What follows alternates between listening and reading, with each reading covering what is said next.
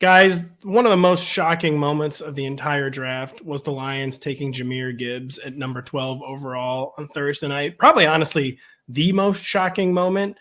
So shocking, I believe Jahmyr Gibbs himself said he had no idea he was going that high, which is always really what you want to hear from your first-round draft pick. But we knew that Gibbs' arrival in Detroit meant that DeAndre Swift, at the very least, was out of favor with this coaching staff, with this front office. We knew that it also meant he might just be off the roster. And yeah, 2 days later, off the roster for basically a song. I had to double check this when I first saw a 2025 fourth round pick. I mean, that's basically free in the NFL, even though that's like a high day 3 pick. So the Lions lost, the Eagles gained. So I wonder how the Lions feel about this. Going to the smartest front office, the most sophisticated rushing attack. So DeAndre Swift's probably feeling in the dumps on Thursday. He's got to be feeling really good right now. But what does this mean for the Eagles backfield, where a lot of moving parts, no more Miles Sanders, Rashad Penny added. Kenneth Gainwell had been ascending. Kyle, what do we think this means for the Eagles backfield in 2023? Yeah, you got to think it looks more messy by a considerable amount than it did last year. Not only because they have more guys, but they have a lot of specialized guys where Penny, don't throw him the football. Let him get outside runs, break home runs, and Swift, throw him the football a lot. Keep doing that. And then Kenneth Gainwell's kind of somewhere in the middle. So I think they're probably, as much as we hate to see this for fantasy purposes, a backfield by committee. I think, though, the Eagles will operate one of the most efficient backfield by committees possible because their specialists are all really good at the things they do. They just don't seem to have a 3-down back. Penny isn't that guy. Gainwell probably isn't big enough. And then DeAndre Swift, we saw his last team simply say that they didn't want him as anything, but they certainly didn't want him as a 3-down back.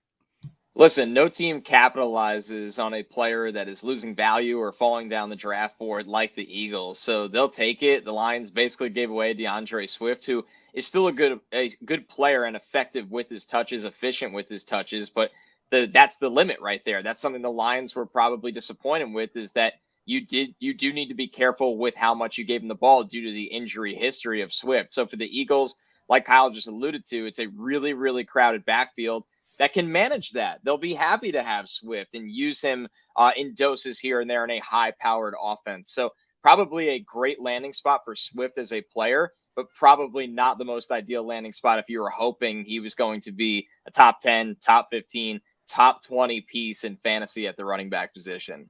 Connor, I love how you compared it to a guy falling down the draft board on day 2 or day 3. How's this guy not been drafted? How the Eagles just relentlessly find that value, and why so many teams don't do that remains a mystery. It seems like the Eagles are the only team seeking these loopholes. And I will say, I think there is a big loser here where it's Kenneth Gainwell, where he'd been really kind of taking control of third down duties. The arrow was looking really up for 2023. Now we have DeAndre Swift, who the Eagles pounced on. And despite his injury history, he's caught at least 46 balls all 3 seasons in the NFL. He's never appeared in more than 14 games. He hasn't always been as efficient as we would like.